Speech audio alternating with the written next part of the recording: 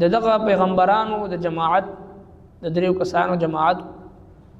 او بل طرف ته د قوم دغه سرکش خلق بحث مباحثه د الله پیغمبرانو ته د رجم کولو دمکی ورکړه چې تاسو په کانو باندې مونږولو او ډېر بد مونږ به تاسو ته سزا درکو چې کله دا خبره خوره شوه نو د کلي یو کونی ته د خبر ورسېدو یو طرف ته یو غاړې ته نو هلته نه یو مخلص بنده و د الله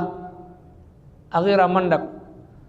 او په منډه باندې راغی او خپل قوم ته وایي ای زما قومه د دغه پیغمبرانو اتباع وکړئ او په دې کې زه تاسو ته دو خصوصیات بیانوم یو دا چې دوی د دغه دعوت په عوض کې تاسو نه څه معاوضه او اجرت او بدله نه غواړي خالص مخلص د الله رضا دپاره تاسو د الله رب العالمین طرف ته بلی او دویم دا چې دوی کم لارې طرف ته چې تاسو بلی نو هغه لاره نیغه لاره ده سمه لاره ده د هدایت لاره ده د کفر او د شرک نه تاسو بچ کئ د ضلالت او د گمراهۍ نه تاسو بچ کئ د ظلم او د جهالت نه تاسو بچ کئ نو لہذا تاسو د دوی اتباع وکئ نو په دې دو آیتونو مبارکو کې الله جل شانه د هغه کس ذکر کوي وجاء رجل او راغی یو سړی من اقصى المدینه د بلې غاړې نه د ښار وجاء او راغی من اقصى المدینه د بلې غاړې نه د ښار رجل یو سړی یسعى په منډه قال دوی یا قوم زما قومه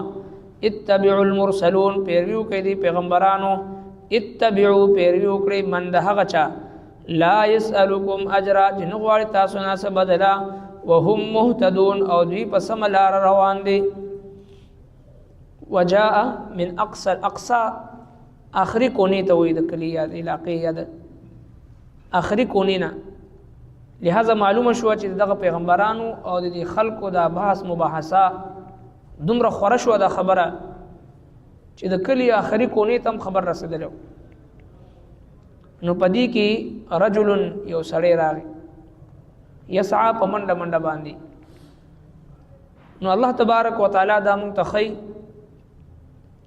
چې کله هم د حق خلاف جهالت او ظلم او زیاتی شرک او کفر د دې غوغاوي نو یقینا الله رب العالمین د خپل مرګرو او د پیغمبرانو د انبیاء کرامو د اهل حق د مبلغینو د معاونت د پاره او د تعاون د پاره په هر ځای کې سنس افراد پیدا کړي